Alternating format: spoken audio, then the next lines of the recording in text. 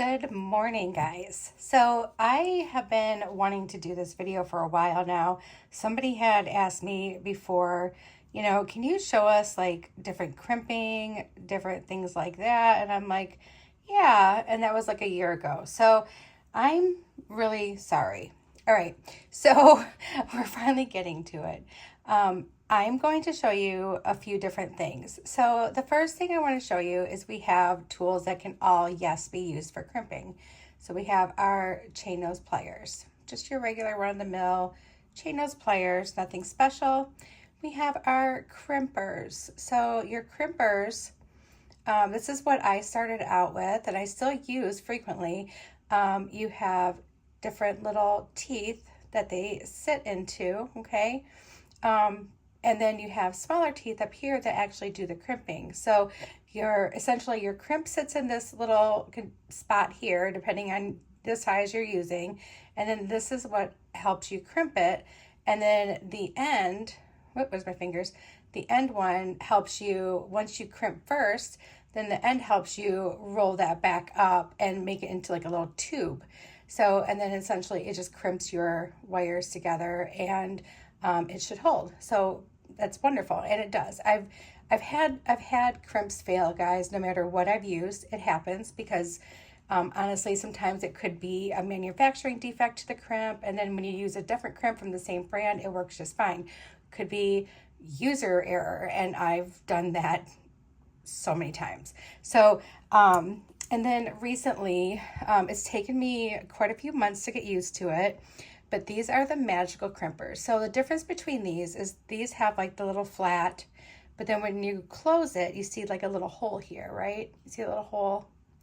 That hole is like a hollowed out little, oh, it's so hard to see. Hollowed out little circle on both sides. And your crimp fits in there. And when you close it, you're making like a square or a ravioli around your crimp. And then you'll be turning your crimp to the side so that the edges are up and the pillow shape is like sideways, like here and here. And then you're going to crimp again, and then you're essentially just going to crimp around your little crimp until you no longer feel any resistance. And then what should happen is you should come out with a nice little clean ball. So I'm going to show you several different ways to crimp. And I'm going to tell you that none of them are wrong, but I can tell you right now that quality crimp tubes or crimp beads, whichever you prefer, are going to be better for you regardless of how you crimp. And I'm going to show you several things. Okay, for the purpose of this video, I am using Softflex. It really has become my most favorite beading wire, and I have like a container full of it.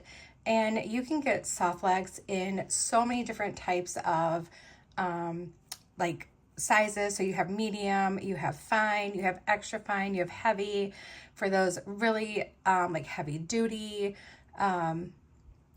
pieces, like all your really heavy stones. If you're doing like a ton of heavy stones, you're going to definitely want the heavy. I do try to keep a little bit of everything in my collection, especially the colored wires. I think that's what drew me to it in the first place. And then when I started using them, I was like, oh, these are wonderful. So your Softflex medium, if you use anything else, this is going to be like your probably like your best overall usage for all types of jewelry. So it's equivalent to a 49 strand. You pretty much use a number 2 crimp tube on this, or a number 2 crimp bead that fits best. If you go up in size, you're going to use a larger diameter, so like a 3, or if you go down, you're going to probably use like a 1, or those like for your crimps. So I'm just going to use this because we don't have hardly anything left on here. There's really not much I can do with this little scrap, but I never throw little scraps away because, well, look, we're using it in a demo right now. So we're going to use this, and as we do them, we'll just cut them off and reuse it, and cut it off and reuse it. So here I am using the Softflex medium in the purple amethyst color, and it is pretty. And this is my last little piece. I need to order more amethyst. So let's show different options. First, I want to show you some differences between crimp tubes. See if I can do this. So this is not even a brand name. This is like an off-brand that you can get from like pretty much any retailer that, you know, does not really carry like a brand name like that they love. Whether some retailers are, you know, have a homage to Beadalon or whatever, but this is just like a no name crimp. And I'm not saying don't buy these, because you know what? Every crimp has its use, but this is not really a great one to use if you want to be secure, okay? But you can make it secure, and I can show you that too. There's just other steps involved. So, but my favorite, and it has turned out to be my favorite, and for the last, like, I don't know, year, I've been using pretty much exclusively the Soft Flex crimps. So you can see how thick the wall is on this. So this wall here is super thick. So it's going to hold its shape so much better. It's going to hold your wires so much better. Whereas, let's see if I can get two of these to stand up on my finger. The thinner one and the thicker one. The other thing too, what is really nice is the metal quality is totally different. So it's not a gold plated. When you're buying the gold, it's actually gold filled. So yeah, it's going to be a little more pricey, but it's not going to be any kind of issue for you. But you can see the difference in the walls of these two crimp tubes. All right, so let's just start with our Soft Flex one, okay? So he's our hero of the day. So we're gonna put him on our strand and just pretend that there's like a bunch of beads here. So imagine what your favorite bead is, and it's there. And we're going to just fold over our wire and put it through that crimp next to your other wire. Always one of the most important things, regardless of what crimps you're using, you really want to be careful to not cross your wires. I know sometimes it's easier said than done, and yes, sometimes it happens, but it's just really important that you don't do it. So I have my wires in there, and you can see I have a really tiny little tail sticking out right there, and that's really all we need because this is just for demonstration. So we're going to use our magical crimpers. So I'm going to have it like this. I have both of my wires like flat again right next to each other, and I'm going into crimp, and I have my crimp tube right in that little hole there. And when you're first starting to use it, you're going to want to make sure that your crimp tube is actually in the hole, not like off to the side. So just take your time and look at it and make sure it looks right.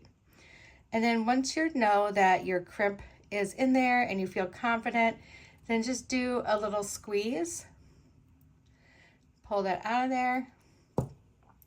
And then what you get, or what you should get, is a ravioli shape. So it's like a square that's puffed, but it has like 4 corners, okay? And that's what you should have the first squeeze. Your second squeeze, you're going to turn that piece of ravioli on its side. So now you're looking at the skinny side, and you're going to place it right back in that hole. And again, you know, make sure it's in there right. And as you can see, it's in the little hole. You're going to squeeze that ravioli. And now you get still kind of a ravioli, but now a little more round. Then you're going to take that little guy, put him right back in the hole, and then you're going to turn and squeeze. I'm turning and I'm squeezing, and I'm turning and then I'm squeezing, and then I'm turning and I'm squeezing until you no longer feel a resistance. What you should get is a perfect little crimp ball that is going to be strong. It's going to blend in with your jewelry so much nicer, and you're not going to have to worry about anything. So that is our Soft Flex crimp on our Soft Flex strand. And I'm not changing brands here. We're going to use the same one because I want you to see that you can use this with any crimps. You don't have to buy the Soft Flex crimps, although I do highly recommend them. So we're going to go ahead and cut that off. Whoop, I'll just save him, put him right here. I'm going to show you that the inexpensive brand here does not work the same with the magical crimpers, okay? I'm going to show you that. The magical crimpers also is not great for crimp beads. Crimp tubes, yes. Crimp beads, no. Crimp beads, you're going to want to use your traditional crimper. All right, so let's try to use the magical crimpers on this thinner one, and let's see what happens. Oh, let's see if I can get my strand action. I'm trying to be very, like, not use so much of my, I don't want to have to get any more of my scraps. I love my scraps. All right, so let's get that in there. We're going to do the same thing. We're going to make sure that our wires are not crossed. And as you can see, my wires are laying next to each other right underneath that crimp, and so it's fine. We're going to do the same exact steps. We're going to grab our magical crimpers. We're going to put them in our magical crimper, and we're going to make sure it's lined up. We're giving it just as much care and love as we did the soft flex crimp. And we're going to make our first crimp. Now you can see this is like a ravioli, right? So you might be fooled, but there's a huge gap here and it didn't like form all the way around. Like it should be a nice pressed piece of ravioli. Like you're gonna lose your cheese. So let's turn it on its side. And let's see if we get the same results there. Put that in your magical crimp. Put that in your magical crimpers just like you would the other one. And we're going to show you. It's all in there. And we're going to crimp. And now you get some kind of weird like squishy thing. Okay, it's kind of a squarish, kind of squishy. And we're going to do the same treatment. We're going to put it back in.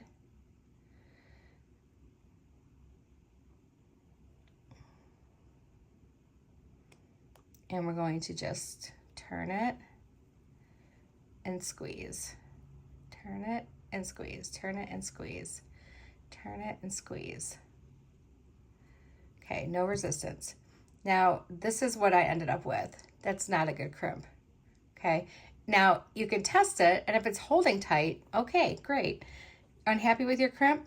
Okay, no big deal.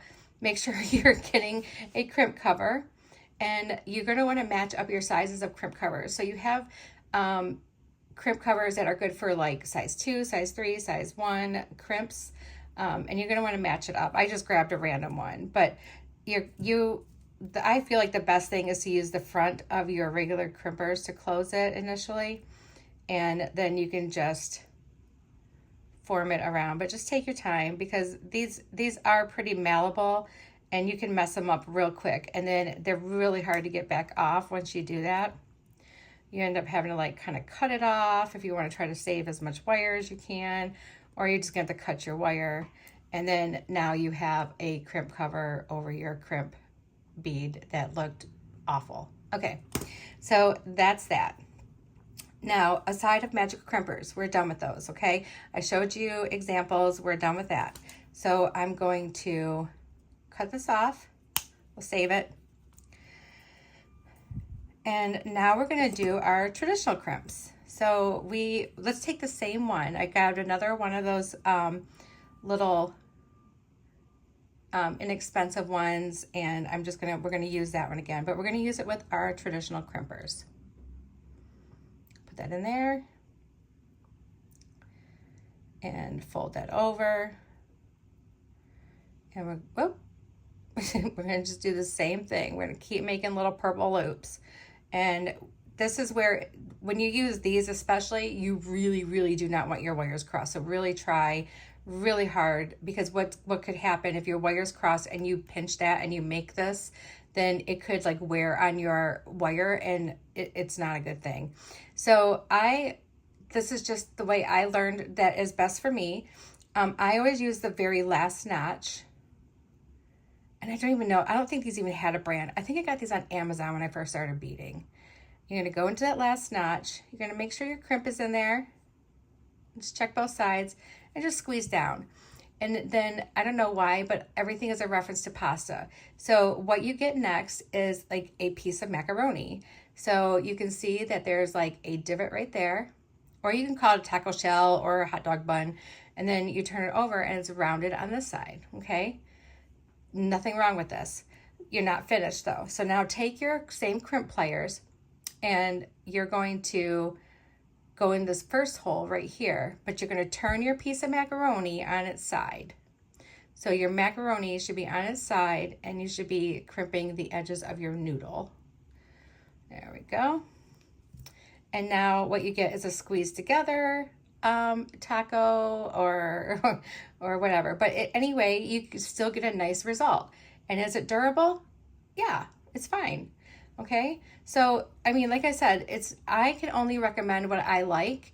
I do keep these on hand because I do use them occasionally from time to time.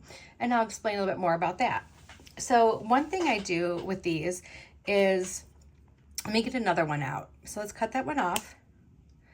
I like to make like floating beads, you know, stuff like that. I'll do that from time to time.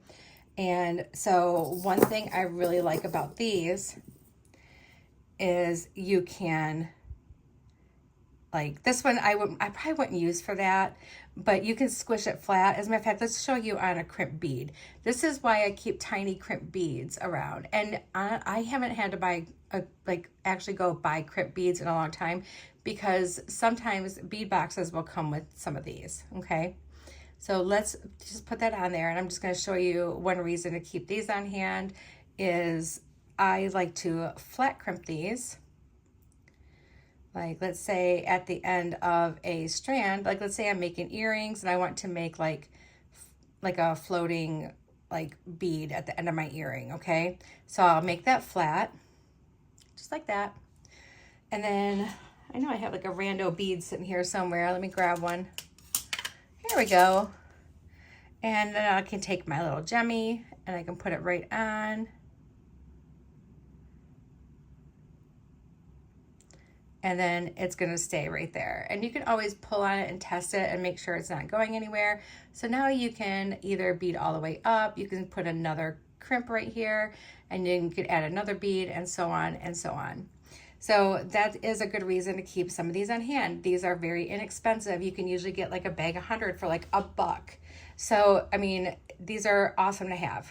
So you can always keep stuff like that. If you don't want to use your really super expensive crimps, you're not holding like an entire necklace or bracelet. So let me show you another thing. Also too, one thing that helps your inexpensive crimps or can even hide an ugly crimp is if you use a clamshell connector. Now there are two, well, there's more than two, but two types that I currently have, and they all fold like from the top. There are some that fold from the side. These are going to be your more common ones. So I prefer the ones that have two closed loops on each side. And then you can just put your crimp in there, and you can come in with your regular pliers and smash it. Smash it down, just flatten it. Just flatten it, that's all we're doing. And then you can test it. You can pull on your clamshell. It's not going anywhere, so good. Let's close our clamshell. When you're using clamshells, you have to like snip off some of your wire. But close your clamshell up and just fold it over. Make sure it's all nice and lined up. You can even just use your fingers to get it lined up.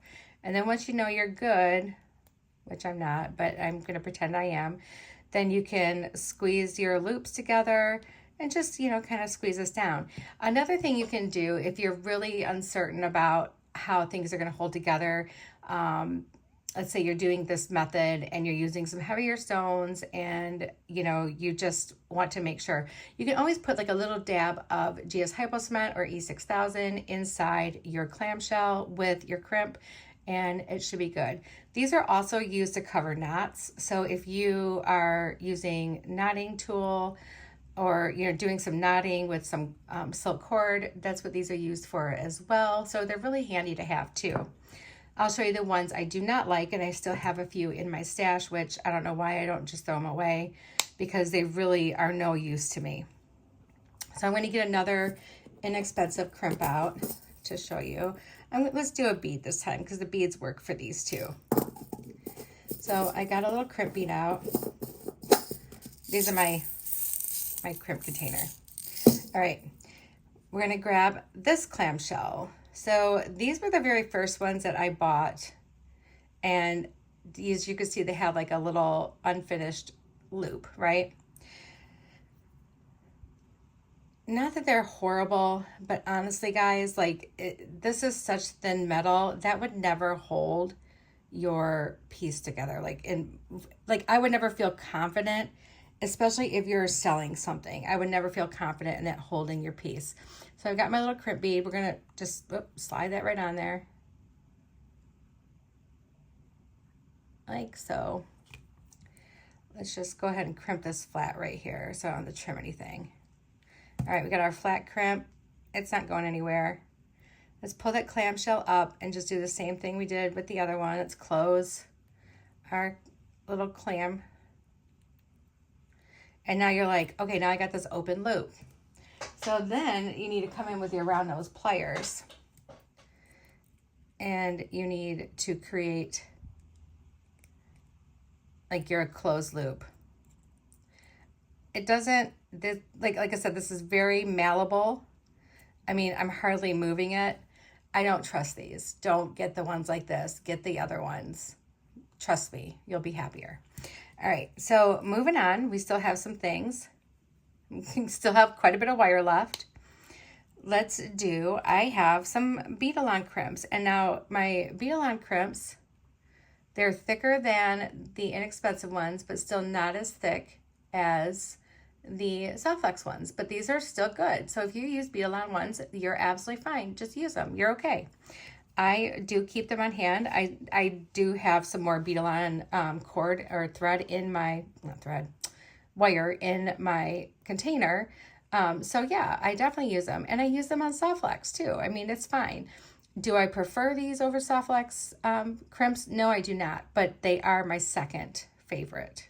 So 2 companies that make good crimps are soft flex and bead-along.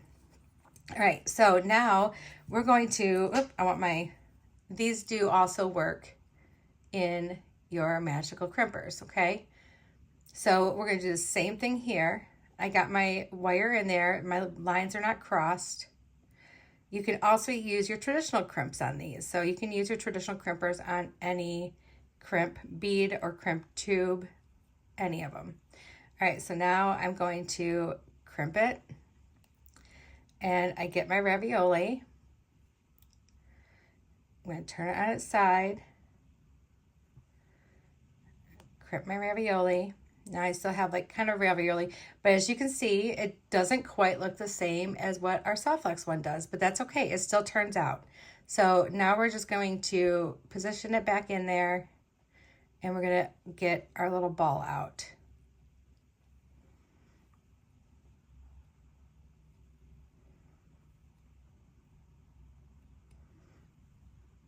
All right, so now you can see the difference. It still works, it just makes like an elongated ball. So my elongated ball from my bead-along or my little round ball from my soft flex, all right? But don't despair, these are still fantastic crimps. Let's get another one, let's do a regular crimp. I might have to get some more scrap. There's so many different options, you guys. I mean, honestly, what you want to do is find the one that works best for you. But just remember, quality over quantity is always going to win. So here's my other bead-along one. And we can get one more loop out of this. I'm going to have to get just a tiny bit more scrap. But look at that. We put that wire to good use. We're learning. We're going to do our traditional crimps with this, which is what these are really intended for. Okay. All right. So let's do our traditional crimping again. So again, going into our last little notch there on the bottom or on this side here. And we're going to make our macaroni. And then we're going to turn it on its side. And then we're going to close up our macaroni. And I can already tell the difference, like feel the difference where it's so much thicker. Let's look at our macaroni differences. So here's our really thin one. Now they're both size 2. Look at how skinny this one is, and look at how substantial this one is. 2 totally different companies. There we go. So that's that. All right, I'm going to grab just a little bit more wire, and we're going to talk about these ones with the little plunger. I've used them, and in the beginning when I used them, I liked them. And now I'm just kind of like, I don't know. But there are other new brands out there that I haven't tried yet, so I might have to get them and try them. Hold on one second. Let me get more. Still have the Softflex medium, but now we have fluorite, and you can see there's like nothing left for my fluorite. So let's pull this off. Look at little baby piece. Oh, actually, it's a little bit more than what I thought. Well, we're just going to save the scrap anyway, and we will use it in future demo videos. So let's go ahead and use this. This one is the more rondelle shape. It's got the little plunger right there. I cannot close the little plunger with my regular pliers. I need to use my traditional crimping pliers because I can't get enough hand strength to get a good grip for this to not pop out or slide out. So always the same rule with any crimpers. You don't want your wires to cross. I have put my plunger like straight up here. It's supposed to not matter where it is. It could be on the side of your wire, it could be on, but I don't know how true that is. That's supposedly, it doesn't matter. And now I take it and I put it in that very front one, the one that's nice and big and round right here. You see right where it's at.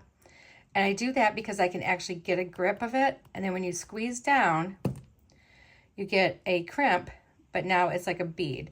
The only thing is I can never seem to get that plunger all the way down. Maybe you're not supposed to, but that kind of bothers me that you have a little nub. You got this little nubby right here, and it kind of bothers me. I don't know why. It's annoying. So no matter how hard I squeeze, it doesn't go down any further. But you're getting secure crimp, okay? It's secure. And you're getting the illusion of having just a little bead here and nothing more. Okay, so still a good thing. I just don't prefer them. I did use them for, like I said, for a long time. I thought they were fantastic. And then I started getting, I don't know if I was getting bad batches of them or what, but I just stopped using them. Now, like I said, there are some really reputable companies out there that started carrying like their own version of them. And I have not tried them, so I don't know how they are. Now we're going to try the one that's shaped more like a ball. And I don't know if there's any difference between the two or not. But these typically have like a number 2 size hole. So they would be good on pretty much anything but a fine wire. And this one seems like it might have a smaller hole.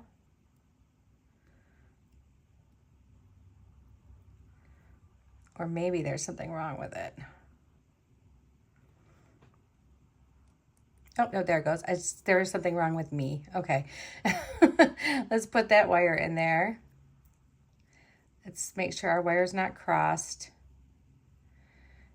All right, so now we have the ball-shaped one. And as you can see, there's the little plunger.